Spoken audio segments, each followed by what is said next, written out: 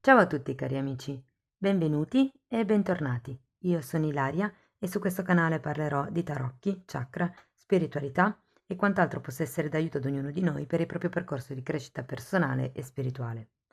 Bene, con il video di oggi voglio dare una sorta di guida pratica su come affrontare al meglio le letture di tarocchi sia collettive che personali e per farle calzare al meglio alla vostra realtà.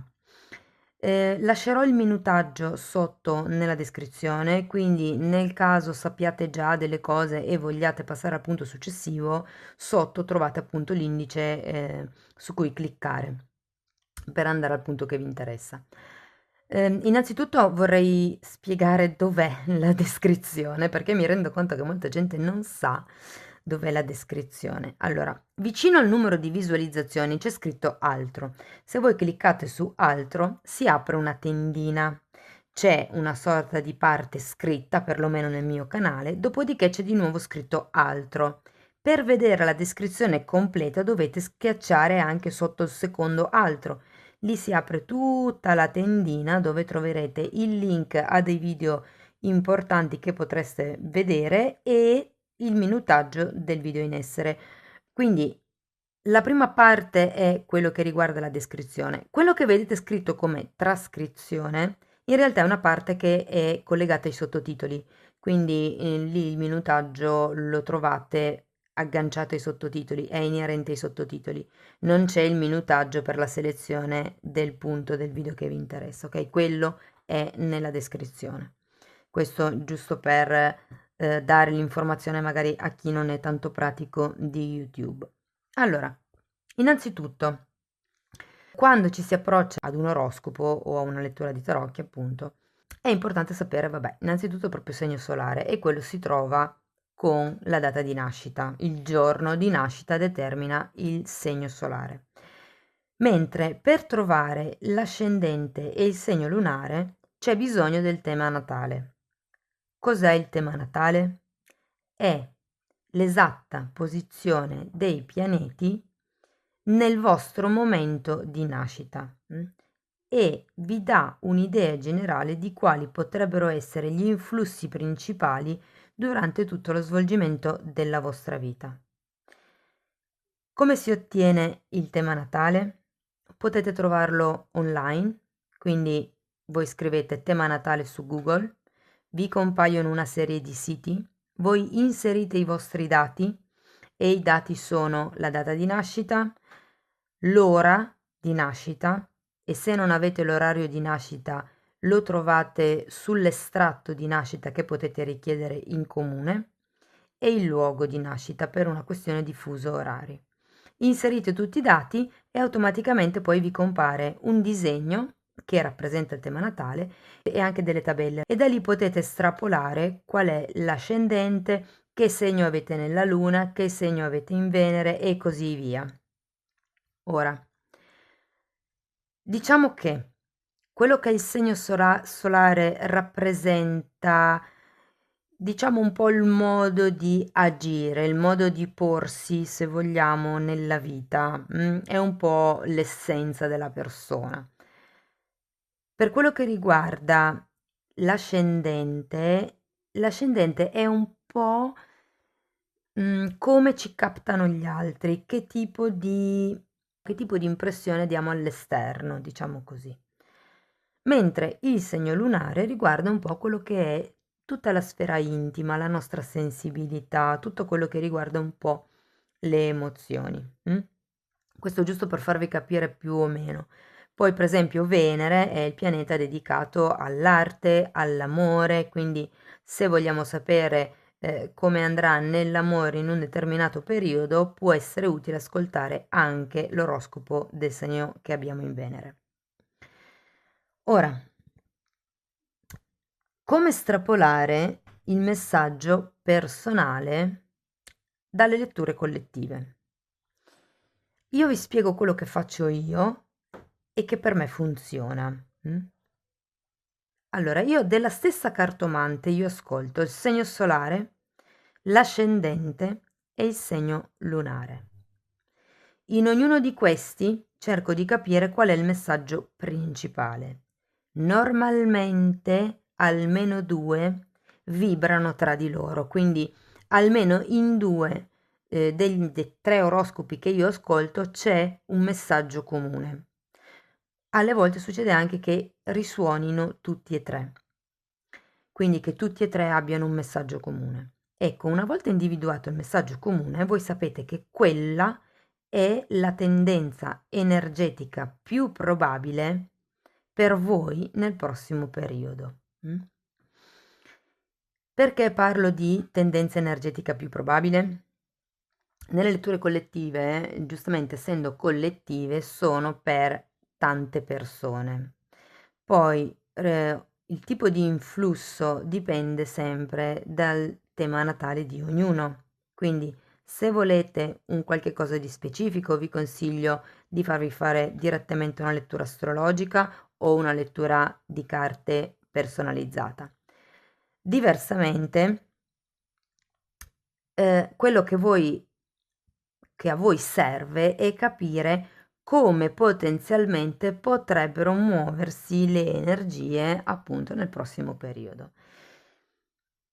Perché dico questo? Perché parliamo di linee di tempo.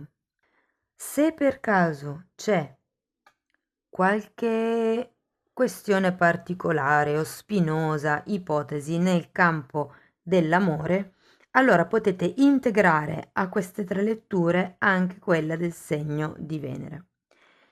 Io normalmente non lo faccio, ma perché poi diventa difficile integrare troppi oroscopi, ok?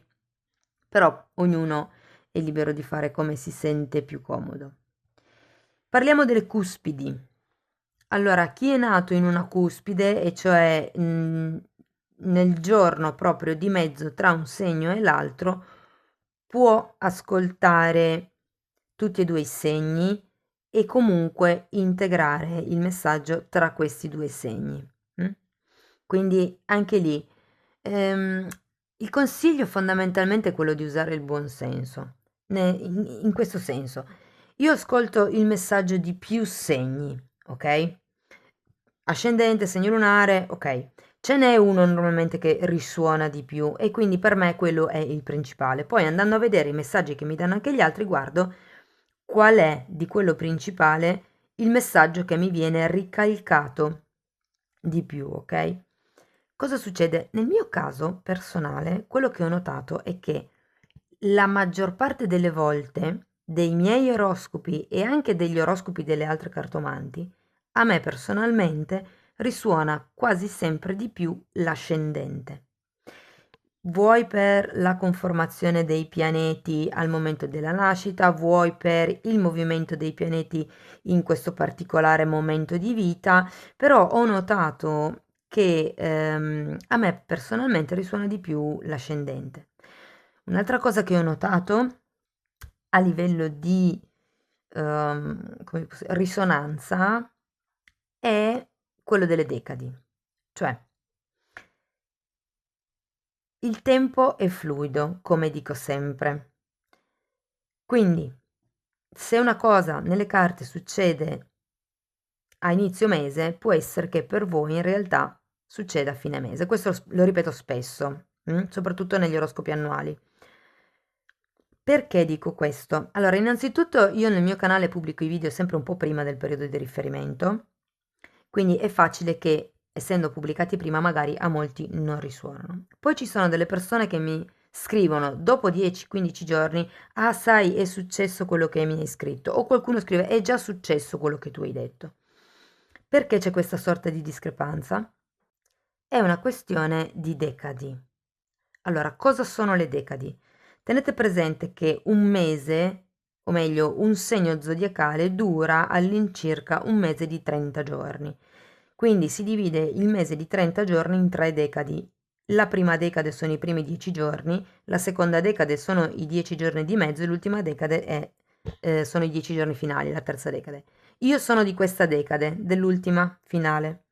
Quello che noto per me è che i movimenti energetici predetti si manifestano con molta più facilità verso la fine del periodo, anche a livello di previsioni astrologiche fatte proprio sui segni zodiacali e non con i tarocchi, io noto che per me si avverano di più verso fine periodo. Quindi se voi siete della prima decade può essere che il movimento energetico voi lo sentiate subito, mentre se siete a fine decade può essere che il movimento energetico lo sentiate più in là, anche magari dopo il periodo di riferimento della lettura.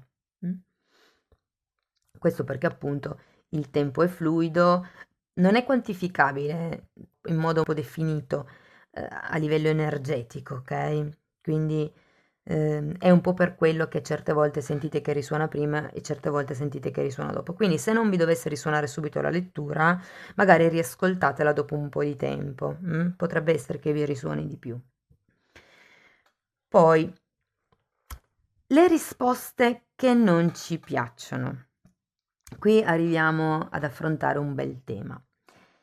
E questo succede sia per le letture collettive, sia per le letture private. Allora, vado da farmi fare una consulenza e chiedo se con questo nuovo lavoro riuscirò ad essere indipendente. La risposta alla lettura, tutto sommato, è che così come sono le cose adesso, la risposta è no, ok? E poi magari durante la consulenza si chiedono alcuni consigli su come poter muovere le cose, ok? Voi avete fondamentalmente 3 scelte, potenzialmente. La prima, rimanere convinti che quella sia l'unica realtà possibile, quella che è stata, diciamo, letta nelle carte e di conseguenza rimanere in quella linea di tempo. La seconda scelta che avete è consultare un'altra cartomante, perché magari la prima si è sbagliata, ci sta. Non tutti vibriamo allo stesso modo, può essere che siate più in sintonia con una cartomante rispetto ad un'altra, quindi può essere che cambiate cartomante e vi facciate fare un'altra consulenza. Ora, in questo caso fate attenzione perché se la risposta alla domanda è di nuovo la stessa della prima consulenza e voi non siete ancora convinti e andate a cercare una terza consulenza e anche questa terza consulenza vi dà la stessa risposta, tenete presente che in quel caso lì siete voi che non volete vedere la risposta. Non è la cartomante che non è in linea con voi, perché di 3 cartomanti diverse, tutte e 3 dando la stessa risposta, vuol dire che è quella la risposta. Ok? Poi ci sta che ci sono delle volte dove le letture, anche a parità di carte, però le letture vengono interpretate in un altro modo. Quindi questa è un'altra alternativa, il fatto di cambiare cartomante, vedere che la risposta è sempre quella, quindi diciamo prendere consapevolezza del fatto che in realtà è quello che dovete vedere, è quella cosa lì che bisogna modificare, su cui bisogna lavorare. La terza opzione è iniziare a fare qualcosa per cambiare la linea di tempo che non vi piace. Noi quando siamo nella realtà di oggi abbiamo un certo tipo di vibrazione e un certo tipo di forme pensiero, molto collegate alle credenze limitanti. Io penso una cosa riguardo al futuro, ma la penso con la vibrazione di oggi. Se io oggi ho una vibrazione bassa, proietto nel futuro una vibrazione bassa. Se io invece lavoro, pulisco le mie vibrazioni, le alzo, automaticamente man mano che continuo la proiezione, anche questa si alza di vibrazione. Voglio spiegare le linee di tempo. Spero in questo modo di riuscire a spiegare un po' meglio quello che voglio dire. Allora, supponiamo che questa è la linea di tempo in cui io sto vivendo adesso. Ok? Mi faccio fare una lettura di tarocchi qua, ok? Di 6 mesi, ok? Quindi tutto quello che mi viene detto a proposito di questo lavoro potenzialmente si può manifestare da oggi ad un massimo di 6 mesi. Questo lo dico perché io leggo fino a 6 mesi. Cosa succede?